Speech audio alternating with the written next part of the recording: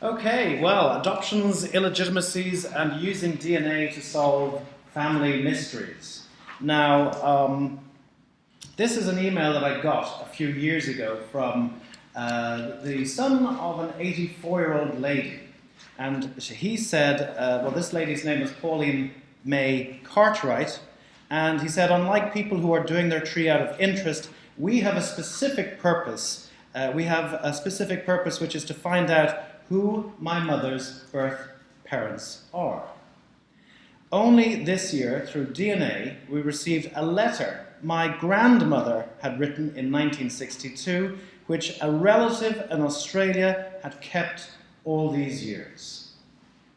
She also sent photographs of my mother's mother, so at the age of 84, she finally got to see what her mother looked like. How powerful is that? And this is the picture that fell out of that letter that had been written in 1962, and this is Pauline's mother, Phyllis Ina Cartwright. And I am a match to Pauline, but probably on her father's side, so now they're looking for her father. They finished the email by saying, "You never know what you will find." So, and this is a really powerful way of using DNA, and the few cases of adoptees that I've helped to locate the birth family have been very, very moving. And you can imagine only yourself what you would feel like if for 84 years you hadn't seen your mother and then her photograph appeared in a letter that had been written in 1962. And through DNA, you're actually able to get in touch with that person who had kept the letter all those years. Now, we know that there are three main types of DNA tests. Y-DNA can be useful for finding out the surname of the father, and we're going to look at that. Mitochondrial DNA is not of much use, but it can be used for confirmatory purposes, and autosomal DNA, in the context of adoptees, is probably the most relevant. So I'll be spending most of the lecture talking about autosomal DNA and touching on some of the more complex methodologies that you can use to try and isolate the parents of your adoptee or your illegitimate ancestor. But to start off with, I think we have to realize that we are all adoptees in a way, because all of us in our family tree, we have brick walls. We don't know who the father is, we don't know who the mother is above that brick wall. And that's exactly the same situation you have with adoptees. They don't know who their father is, they don't know who the mother is. And it might be that you're the adoptee, or one of your parents is, or one of your grandparents is the adoptee. But their brick wall with adoptees occurs a lot earlier than it would do for most of us. But the implication, of course, of that is that the technologies and methodologies we use to help adoptees can also be directly applied to our own family trees and to the brick walls that we have in those genealogies. So a lot of the stuff that I'm going to talk about today is of general applicability to ordinary jobbing genealogists like ourselves. So the Y-DNA, let's have a look at the Y-DNA first, but let's look at the database. Ancestry have roughly about 850,000 people in the database. That's all autosomal DNA. 23andMe have around about 900,000, approaching 1 million. And Family Tree DNA, it's a little bit more than that now, about 800,000. About 150,000, maybe 200,000 are autosomal DNA. So there are different genetic pools that you can fish in.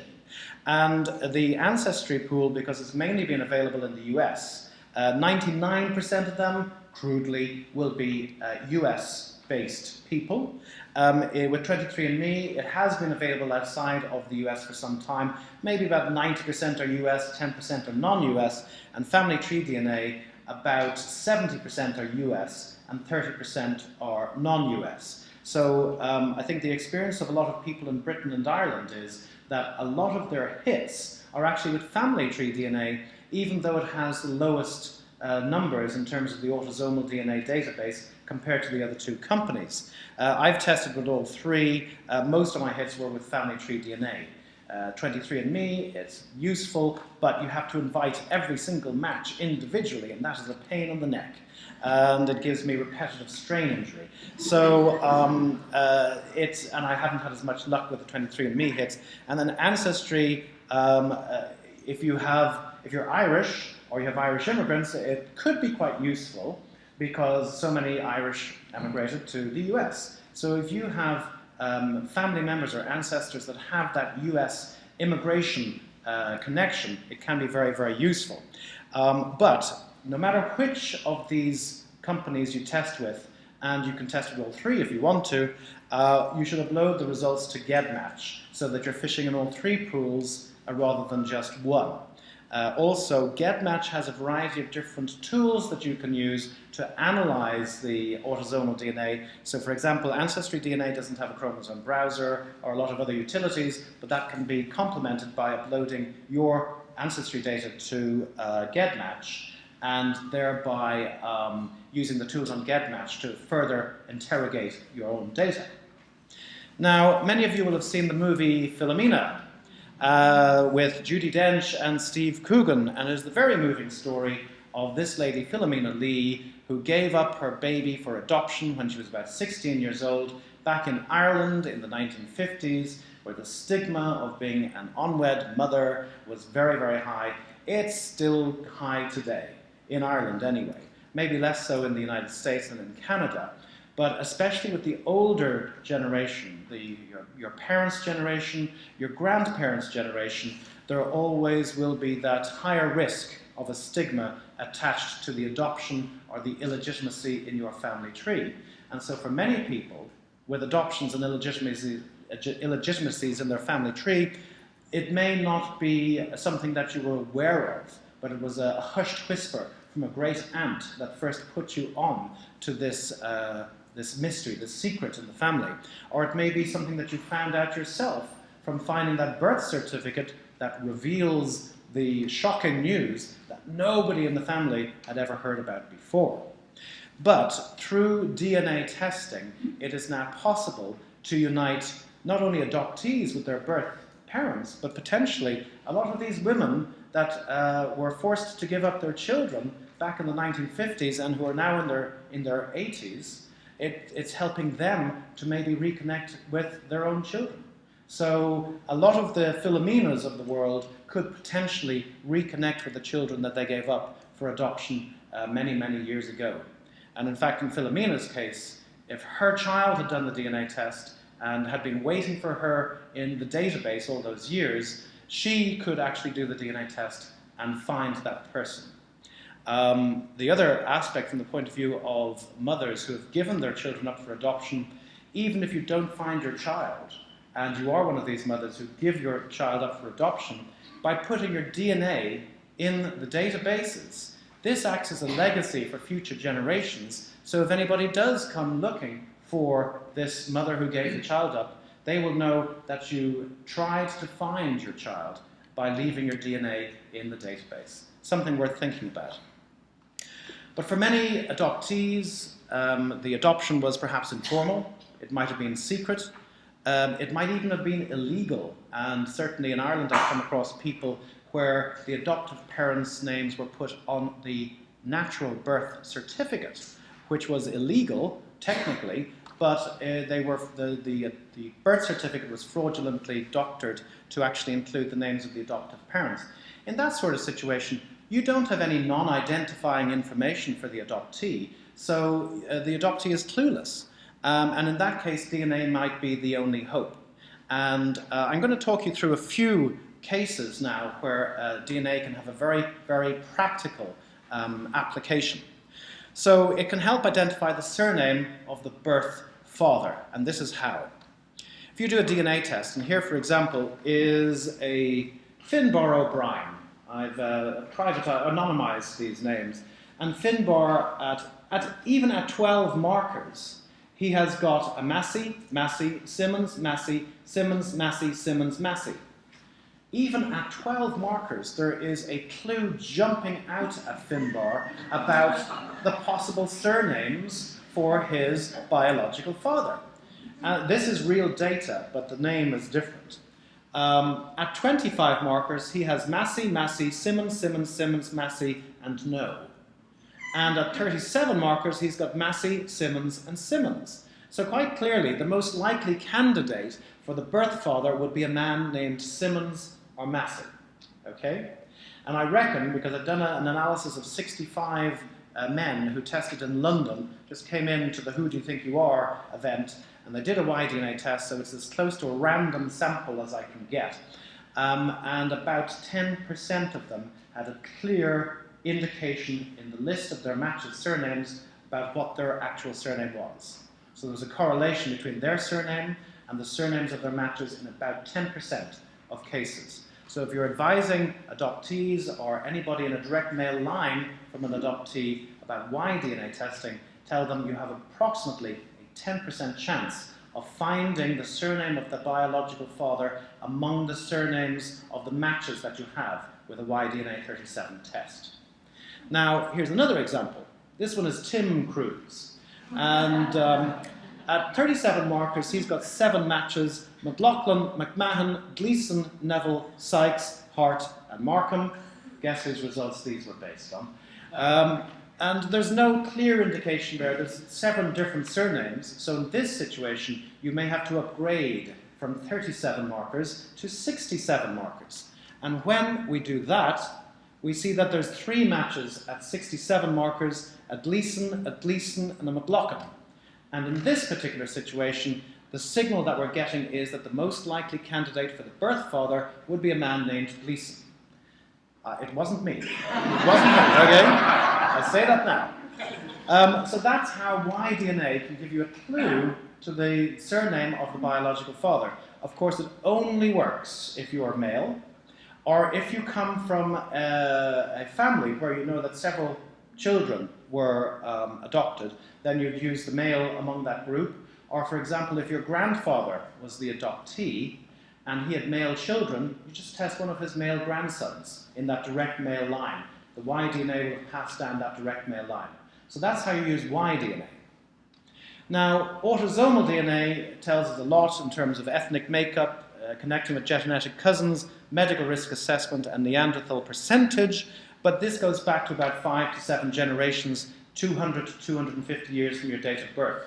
If you were born about 1950, it will connect you with genetic cousins with whom you share a common ancestor going back to about 1700, if you're lucky. That's the theory behind it. But, and again, upload your results to GEDmatch, whichever company you test with. But if you are an adoptee, really you should be testing with all 3 companies. So you send your DNA sample in to Ancestry, to 23andMe, to Family Tree DNA. The results take about 4 to 10 weeks to arrive, if there's no particular delays. And if your parent is in the database, it will come back as a 50% match. If your half-sibling is in the database, it will come back as a 25% match. But usually what happens, you'll have other more distant relatives in the database, and they'll come back with a match of 12.5% for half-nephews, 12.5% for first cousins, second cousins are 3%, and so on and so on. The same kind of percentages you'd get in a normal family tree. Now, the important thing is that you shouldn't just attack this blind, because we saw from the example at the beginning that to see your mother for the first time at the age of 84 is amazing. But when I asked her son, well, how did your mum react when she saw her mum for the first time at the age of 84? He actually said it was great in one way, but in another way she was very, very upset because so many emotions that she had buried for decades came back up. Okay? So you cannot approach this blindly. You have to be prepared. You have to have an idea in your mind, what am I going to say to the birth family if I find them? How am I going to deal with my own emotions? It's very, very important to have your own support network around you, your family, your friends, even a professional counsellor. You know, if you ever wanted to have counselling, this is the time in your life when it would be a good time to think about doing it. You know, and it is very, very helpful because you don't know what emotions are going to come up. And a lot of these emotions are totally unexpected emotions. I think any of us who've actually lost somebody who's very, very close to us, that bereavement process brings up strange emotions, and we're left wondering, where the heck did that come from? I never expected that to happen. So it is very, very important to have emotional support when you go through this exercise. It's not so much of a problem if the adoptee is a little bit further removed from you. Say it's your grandfather or grandmother who maybe died in 1976. Then you're dealing with a little bit more, there's more distance from that particular point in time, and the emotions may not be quite so raw, but you do have to be prepared, even if it is your grandfather's illegitimate children you're connecting with. So if, for example, your parent was adopted, you might send in your DNA sample, again to all 3 companies, and in 4 to 10 weeks, if your grandparent, so that would be your parent's parent, is still alive and still in the database, then that would be a 25% match. If you have a half uncle or a half aunt, that would be 12.5%. Other relatives, other percentages. So that would be the main strategy, would be to test with all 3 companies. And have your letters ready, have your support network activated. These are typically the type of results that you'll get, and this is taken from Family Tree DNA, but typically you'll have a list of matches, and I've hidden some of the names. There's me up there. This is actually I think it's my dad's. Yeah, these are my dad's DNA. So your name will be up there, and you'll find that if your parent or child is in the database, you'll have a match of 3,383 centimorgans, which is huge. And if your grandparent is in the database, it'll be 668. And it goes down like that. And you can convert centimorgans to percentage by dividing by 68. If it's Family Tree DNA, I think you divide by 75 if it's 23andMe, because they include the X chromosome in the analysis. But that's how you would convert to percentages. Roughly just divide by 70, and it'll give you the percentage.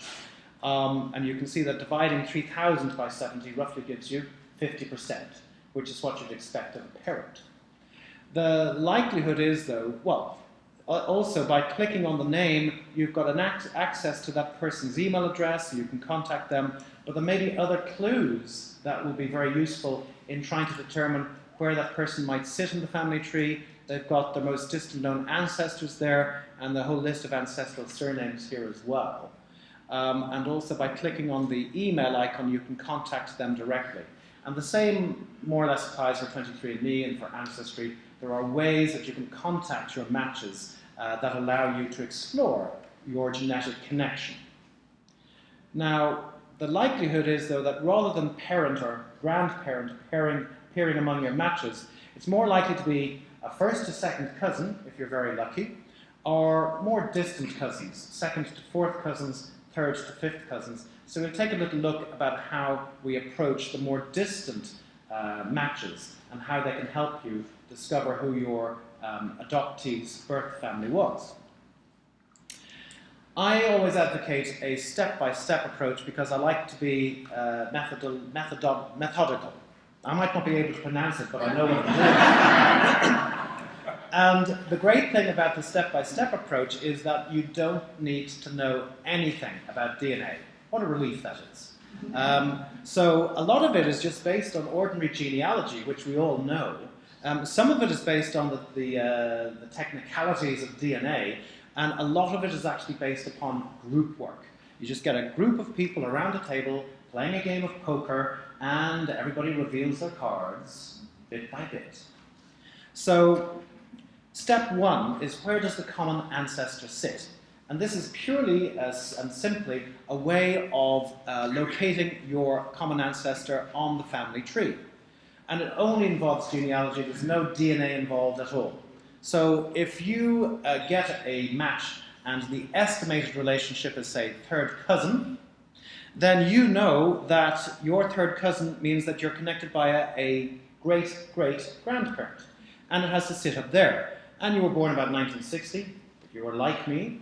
And that would mean 30 years per generation. That would take you back to about 1835. So you're looking for a connection with a common ancestor born around about 1835. that immediately makes you start thinking about your family tree. Have I got everybody back to 1835? Yes, I have. Great, perfect. That's a step in the right direction. And there are 16 great-great-grandparental couples, because the great thing about your grandparents is that they usually married each other. So you don't have to, you're looking at a couple with every match. That match that you have with somebody else probably goes back to a couple of your ancestors rather than an individual.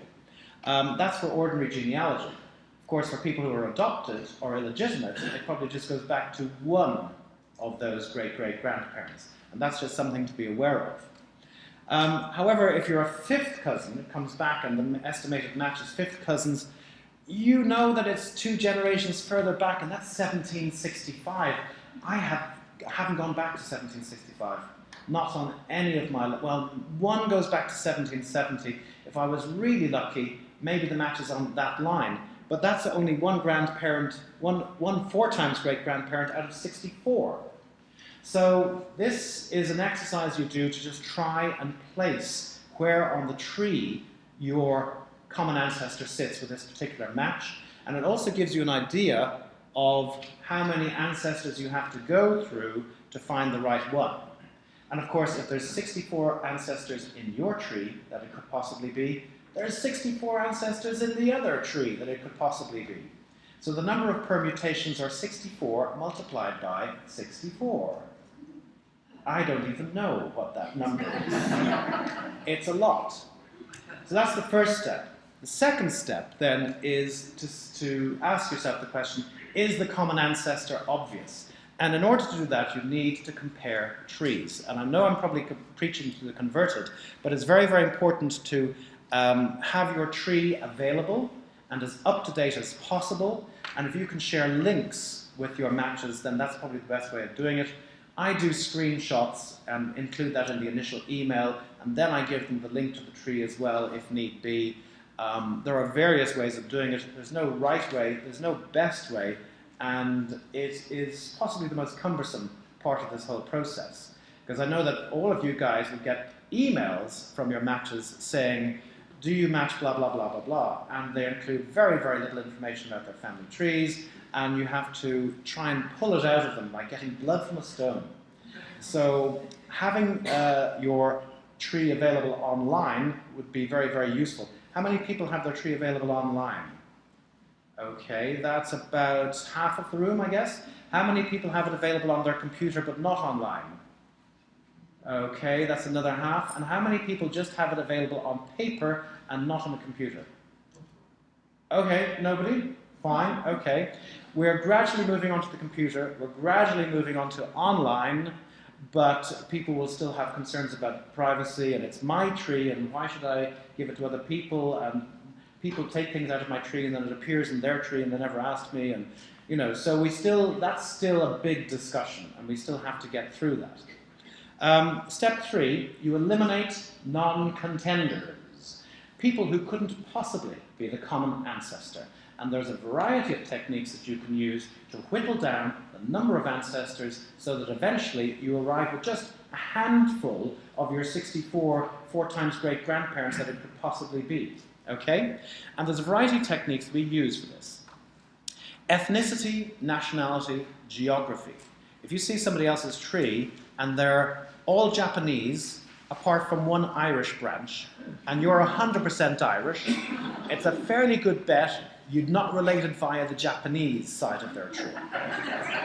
So, and that's very, very helpful. Looking at the geography and the location of where their family comes from can really whittle it down to 1, 2, 3, 4 ancestral lines. Ethnicity is also very good as well.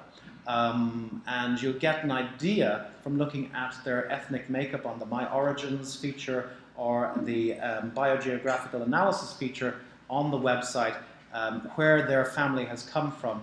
And I know for myself, I'm really just looking for Irish or British ancestry. And if somebody comes to me with South American ancestry or Indian ancestry, I'm thinking, well, it's not going to be on those lines of your family tree. We can narrow it down to just one particular bunch of ancestors. A match on the Y DNA or the mitochondrial DNA is also quite useful, or rather the lack of a match. So if you've done your Y-DNA, and the person that you match with has a completely different Y-DNA haplogroup, you know that you've ruled out the ancestor that sits on top of the father, father, father, father line on your side, and the father, father, father, father, father line on their side, because otherwise you would have shared the same Y-DNA.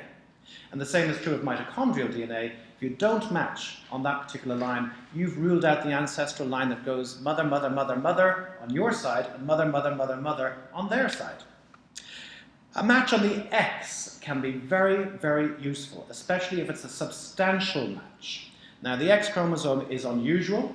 It has its own particular personality and characteristics and idiosyncrasies, and you're really looking for a 10 centimorgan match or greater on the X chromosome. But if you do have a match on the X chromosome, ideally 20, 30, or even 40 centimorgans, then there is only certain ancestral lines down which that X DNA segment can have passed.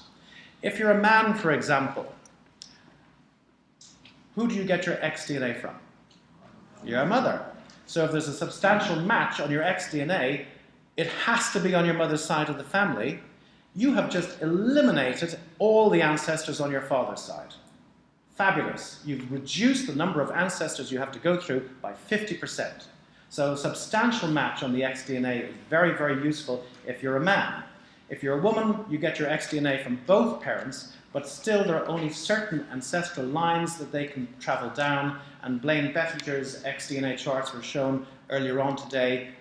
He's got some very, very useful charts on his blog site that tell you exactly which ancestors the X DNA comes from.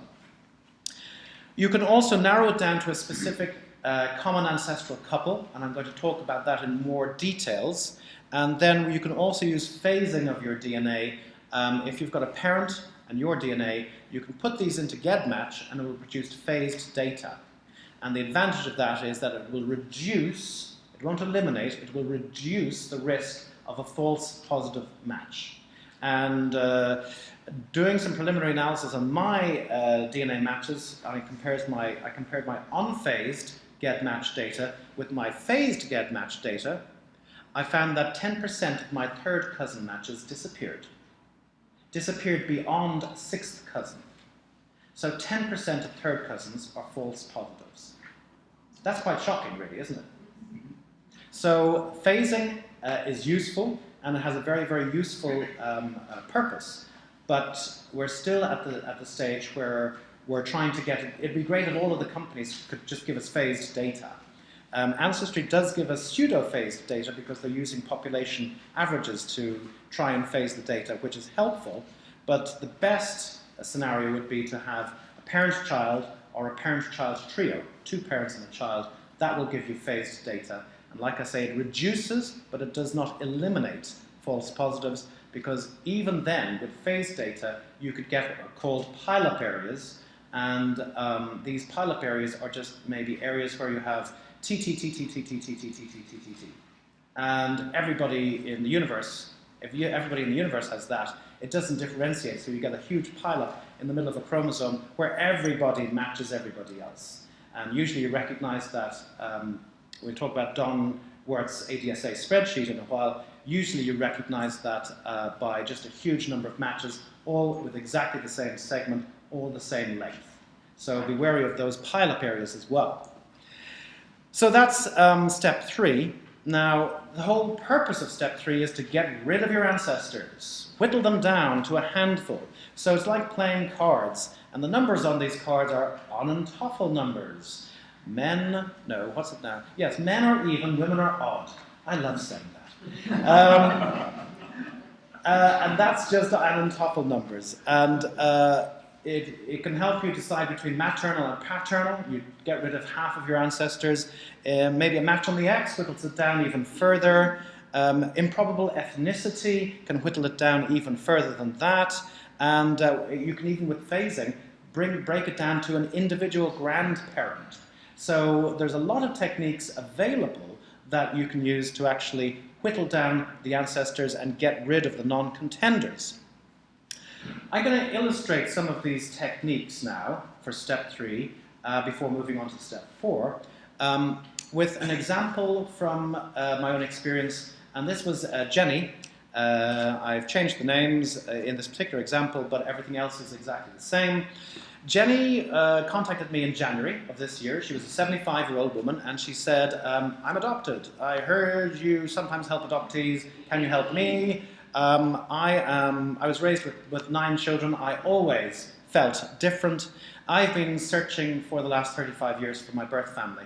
Out of respect for my adoptive parents, I waited until they died, until I started looking. I got some non-identifying information about my adoption, but it was all incorrect, and I've just gone down so many dead ends and chased red herrings for so many years. I'm at the end of my tether. I'm 75 years old now. I feel like I'm running out of time. So I said to her, well, have you done DNA testing? And she said, yes, I tested with family tree DNA back in 2010. And I've got 3rd cousins, 4th cousins, 5th cousins. I don't know how we're related to each other. I can't figure it out. So I said, well, have you tested with Ancestry and 23andMe? And she said, no, I haven't. I said, fine, well, go and test with them. I'm going off on my holidays to the Caribbean. And when I get back, drop me an email when the results come through, and let's have a look at it at that point in time. So 6 weeks later, she comes back to me and she says, you're not going to believe this, I have a first cousin match on Ancestry. And I was saying, wow, that is, no, it was actually 23andMe, sorry, it's 23andMe. I said, oh wow, that's amazing. And she said, yeah, we've been talking to each other on Facebook. I said, oh wow, okay, and what's the story? Well, we've been swapping photographs, and the family resemblance is incredible, and I don't think he's my cousin though, because he's 35, and I'm 75. So, I said, well, yeah, it's possible, but it's probably more likely that your first cousin is once removed. And she said, yeah, that's what I was thinking. And I said, but send me your details anyway, and we'll have a look at the DNA data and see what it tells us. And, you know, at this stage, we didn't know whether this first cousin match was on Jenny's father's side of the family, or whether it was on Jenny's mother's side of the family. It could have been on either. So what we needed to do was look at the data to see if there were any clues that could isolate to which side of the family the match was on. So David was 35, so he's possibly a first cousin once removed. Now, Jenny sent me the data, and it became quite clear to me that, yes, there he is, first cousin once removed. That's the kind of tree. It could be either the tree on the left, or it could be the tree on the right. That's where a first cousin once removed would sit. And with a first cousin once removed, you'd expect, on the law of averages, using population averages, to share about 6.25% of your DNA in common with each other, within a range of about 3.8 to 8.5%, based on what we've observed up to date. And there's the centimorgan equivalent as well. But I looked at the data, and David shared 9.77% of his DNA in common with Jenny. And that was outside the range of first cousins once removed. So I thought, what's going on here? And then it suddenly hit me. He wasn't her first cousin once removed. He was her half-nephew. And that was what the tree actually looked like. We still didn't know whether it was maternal or paternal, but David's father or David's mother was going to turn out to be Jenny's half-sibling. So what we did was then we started looking for some additional clues. And first of all, there was an X match. There was a 26 centimorgan match on the X chromosome. Now, that told us something very important. David was a male, so where did he get his X from?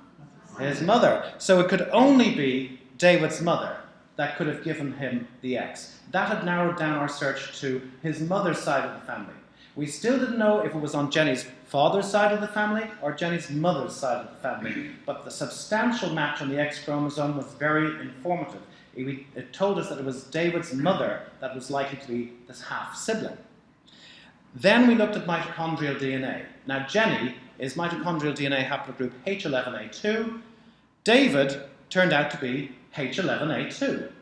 That means a direct female line up, direct female line down. So one possible route was that we'd actually found Jenny's mother via David's mother's mother, same person. and that Jenny's mother had passed the mitochondrial DNA onto her, and she also had passed it on to David's mother and then on to David. So that was one possible connection. But then some people in the general population will also have H11A2.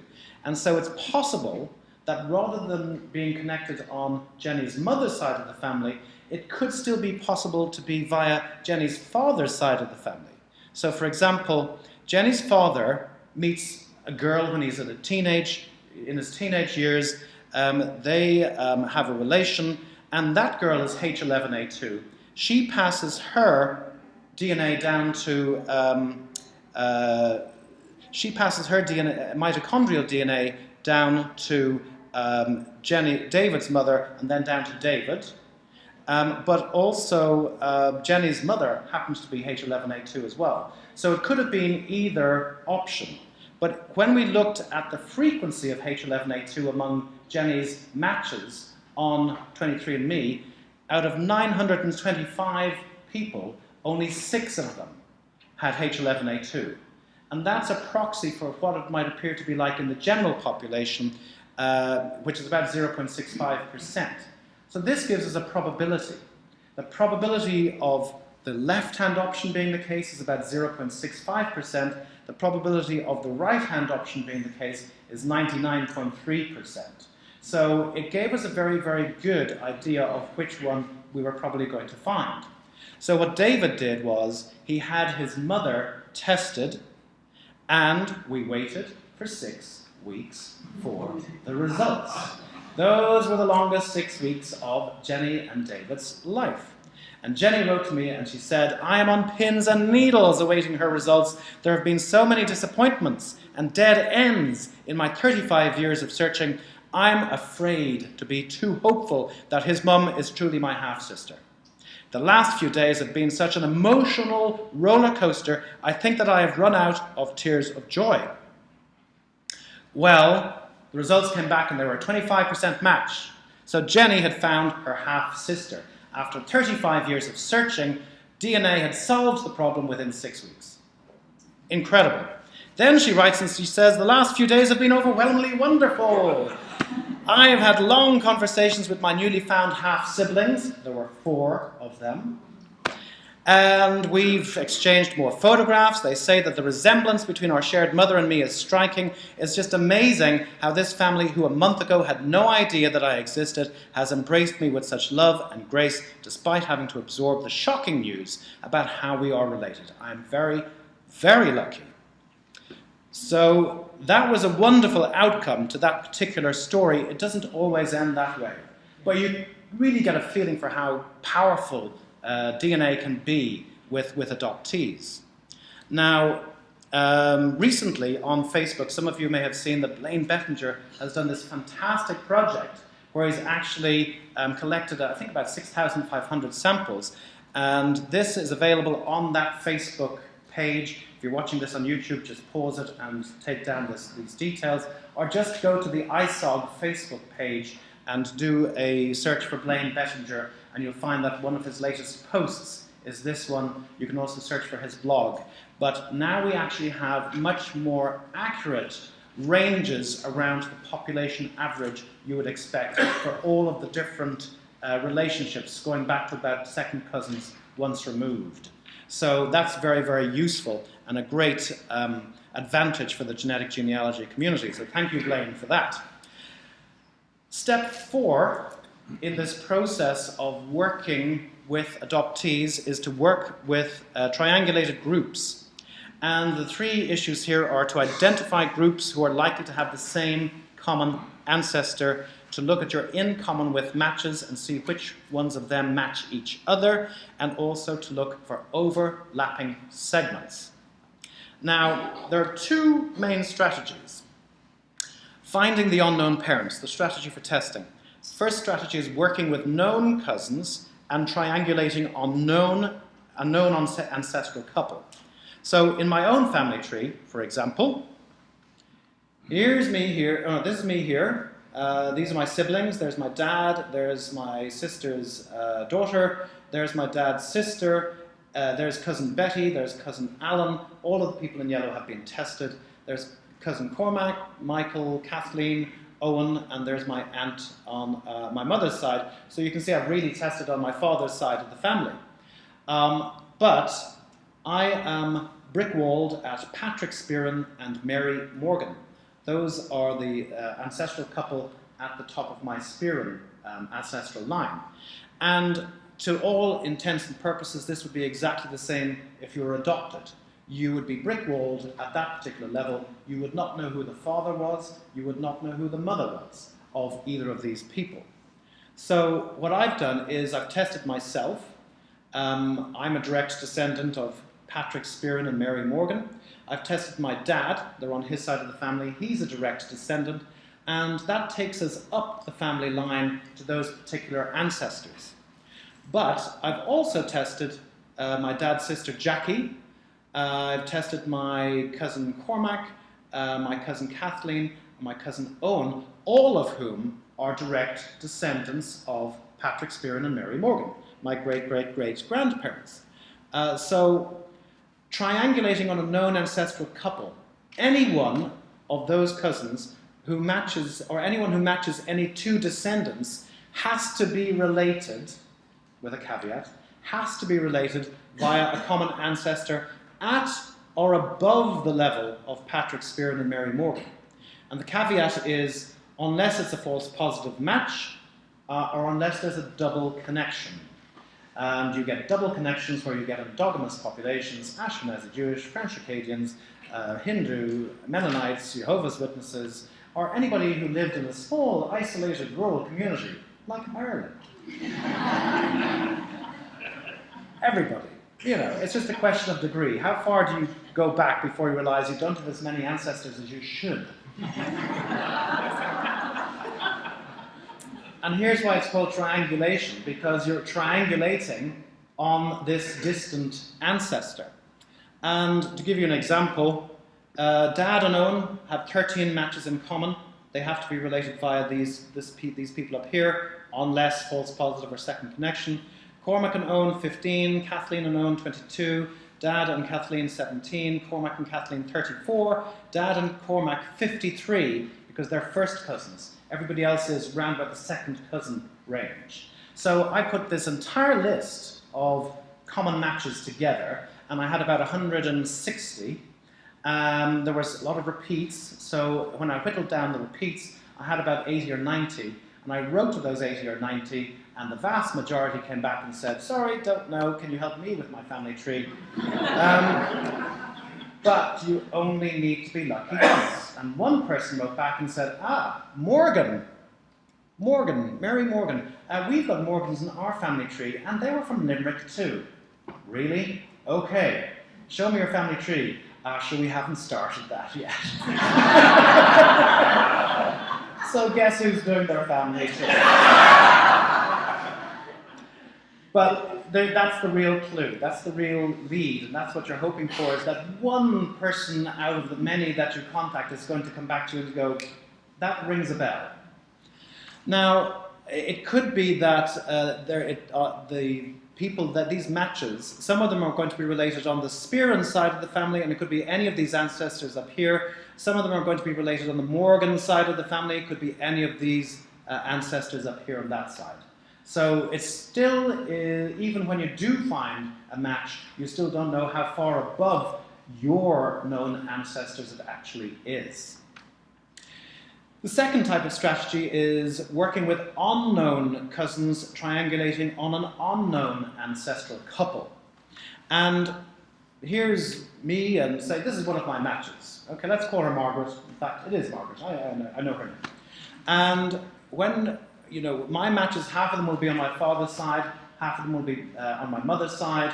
A quarter of them approximately will come from each of my grandparents, an eighth of them from each of my great-grandparents, and so on. But with my match with Margaret, we look at our matches and we find that we actually have several matches in common with each other. So this would imply that we have a common ancestor, and these matches lie somewhere either at or above the level of our common ancestor. The question is where? And the other thing is that even though this is a bunch of common matches, some of them are going to be related by one common ancestor above our level, some will be by a second, and some will be by a third. So the question is, how do you, and this is not taking into account the fact that perhaps Margaret and myself have a second connection, and that some of the matches are via the second connection and not via the first connection. So your common matches may share several different ancestors at or above the level of you and your match. How can you separate them into different groups? And there's two techniques that you can use to achieve that. The first technique is to use the matrix function. Find those matches within this group who match each other. So you get a group of people who match each other, and the matrix function, for example, on family tree DNA allows you to do this. Here's an example. I tend not to use this anymore because there is an even better tool, and that incorporates overlapping segments, which is the second way that you can divide these common matches into separate triangulated groups. And overlapping segments help you anchor people with us, because presumably the overlapping segment came from the same common ancestor to everybody in that group.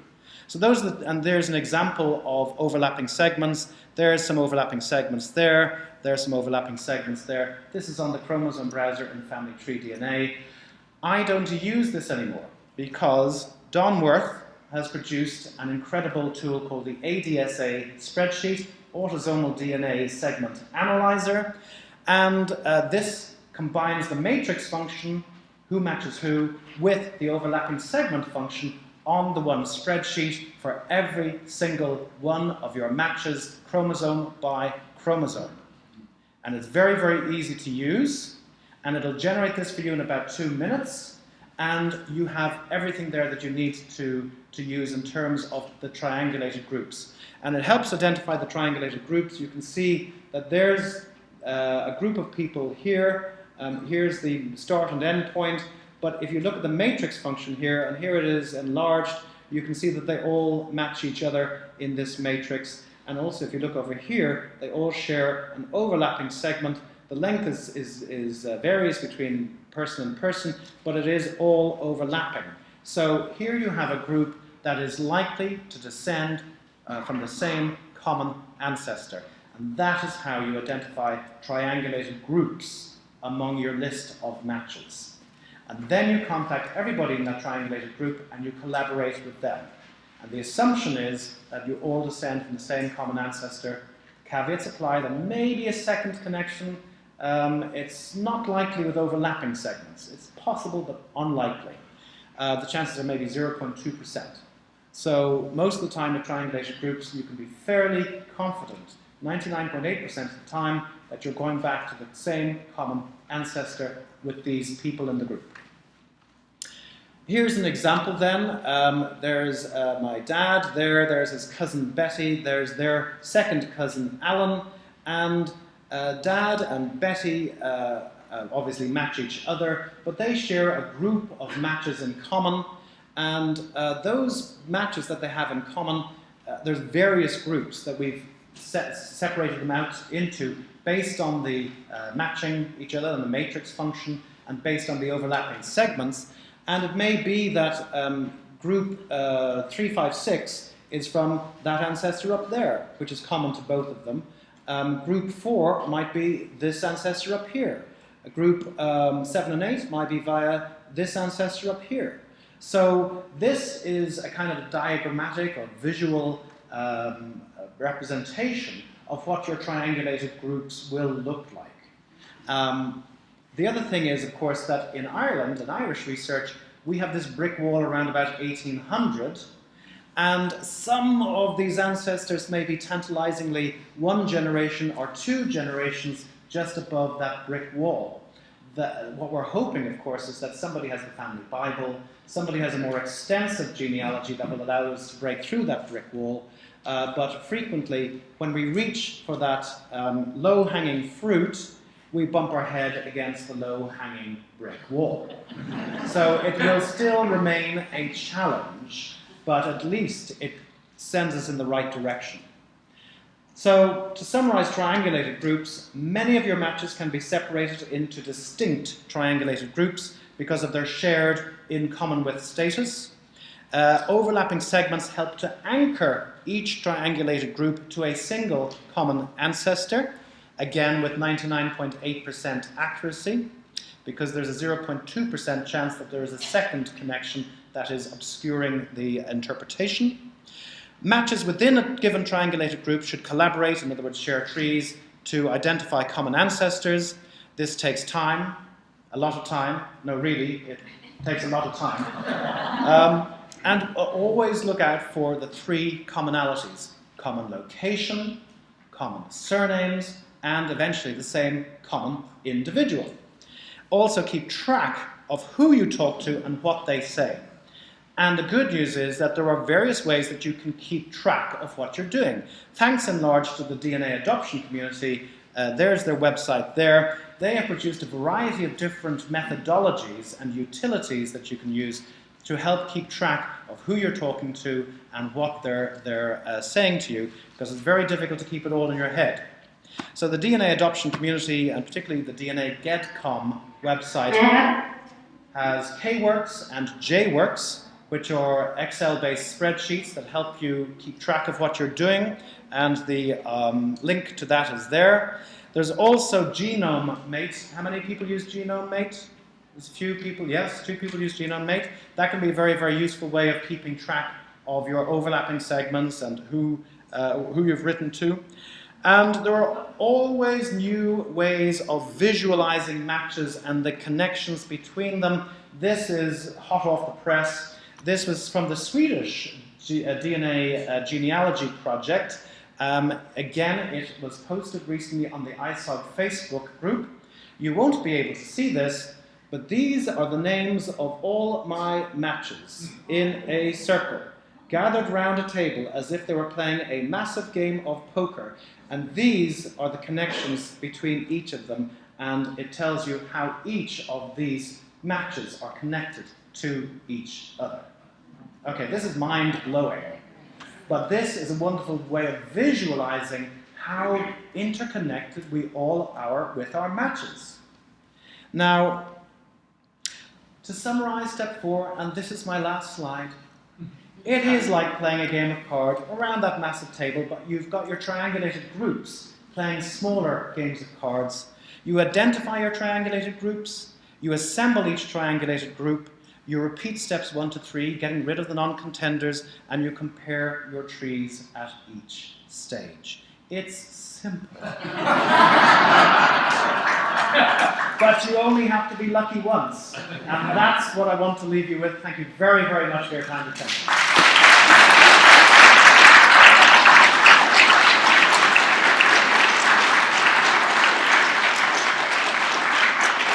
I have time for a few questions. So there's a question down here. If you're looking for an adopted grandparent's family, I have no names to take to the table. How many children did your grandparent have? She had 7. She had 7. Okay. No, I know everything downstream from my grandma. I just don't know who she was. So you have an unknown grandparent? No, I don't know my great-grandparent. You don't know your great-grandparent, right. Your strategy would be to, have you got any aunts and uncles living? I've tested them, I've got them all on. Right. Well, all of those people are triangulating on a known ancestor. The known ancestor is your grandparent. So anybody that is you have a shared match with those people triangulating has to be via that grandparent. So that's where you would start. I know that, but I'm saying, you said you look at the names that these other people have. Sure. I say, sounds good. It could be. Could be that. Yeah. What you're hoping for in that situation is a very close match. That narrows things down. The other thing that you can do, and it's something that I really didn't touch on today, but when you do find a possible family that your grandparent may have been born into, then the thing to start doing at that stage is sequential testing. Was it from that family's father's side, or was it family's mother's side? Father's side, you test a cousin that's related to the father, so you have to find a descendant from the father's side of the family, test them and see if they match. If they don't, then you know it's on the mother's side in all probability. You find a cousin on the mother's side and you test that cousin.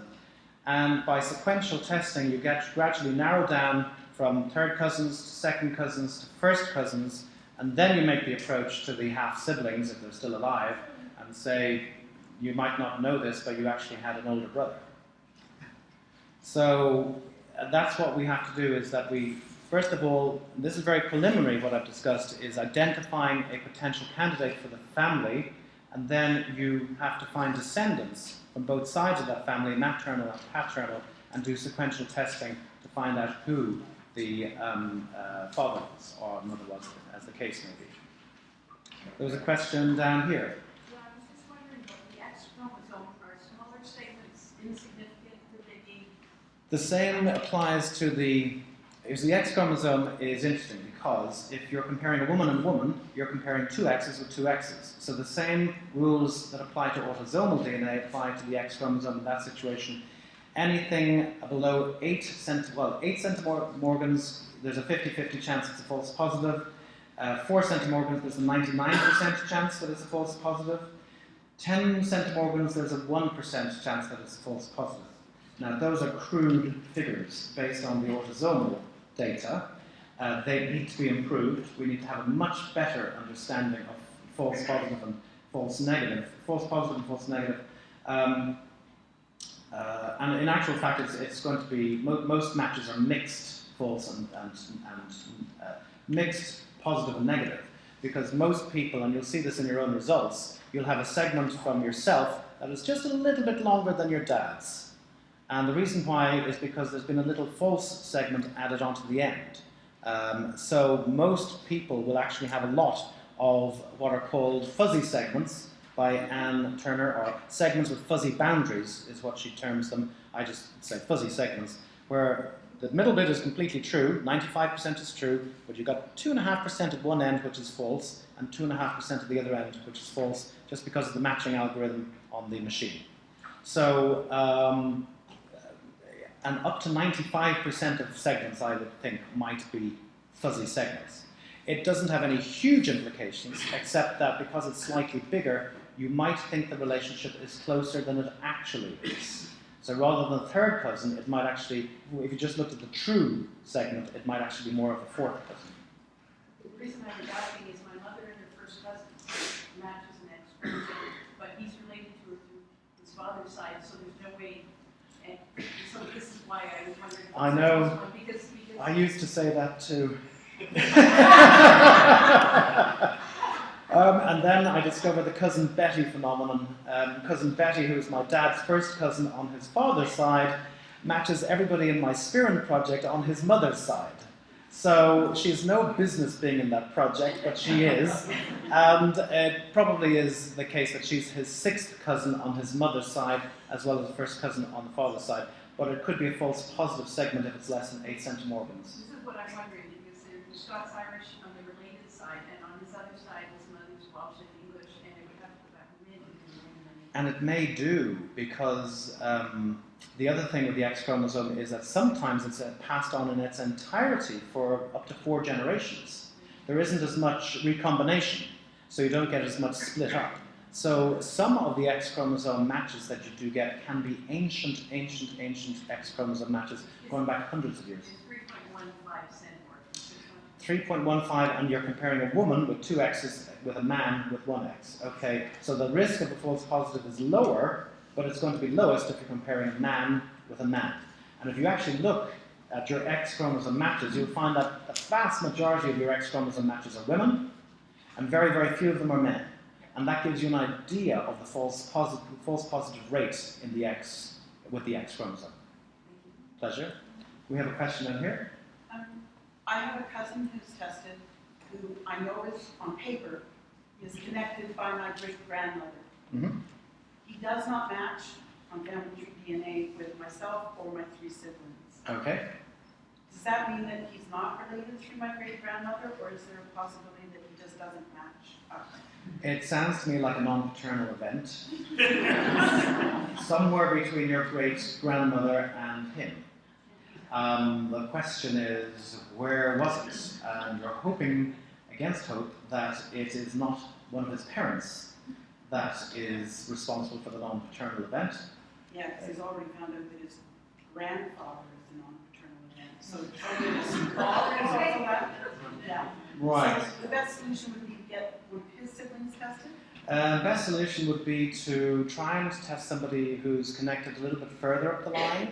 So if you're going back up to the great-grandfather, try and get someone who's descended from the grandfather, first of all, and then if the next step would be try and get somebody else who's descended from the father.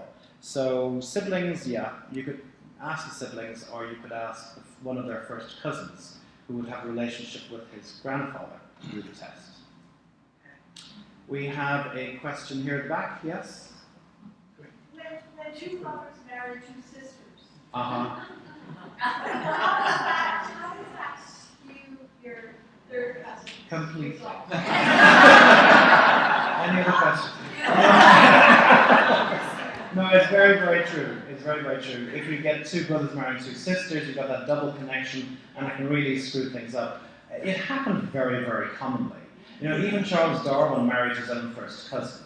So, you know, when you go looking for this in your family, and especially in Ireland, people were marrying each other left, right, and centre, and particular groups tend to marry into each other. So the Palatine families of Limerick, a lot of whom came over to Canada, they all married other Palatines. So looking at my Spearin family grouping, there's lots of Palatine marriages therein, and lots of second and third and fourth cousins, even first cousins marrying each other. So when you're looking at the statistics that are 25%, do you act when you know it exists?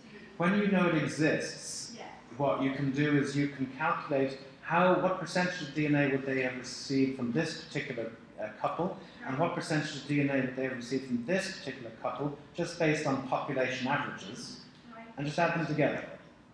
Okay. Now, if it's like if your third cousins, you know, right. Okay. Well, that's minuscule, because really, you know, siblings share 50% of their DNA in common. First cousins 12.5%, second cousins 3%, third cousins 0.8, I think it is, 0.78%. You know, it really gets diluted the more you go down. But the good thing is that you're going to have hours of happiness trying to figure it out. Great. Thanks very much again. I'm going to hand over to Greg. All right. Thank you. Thank you.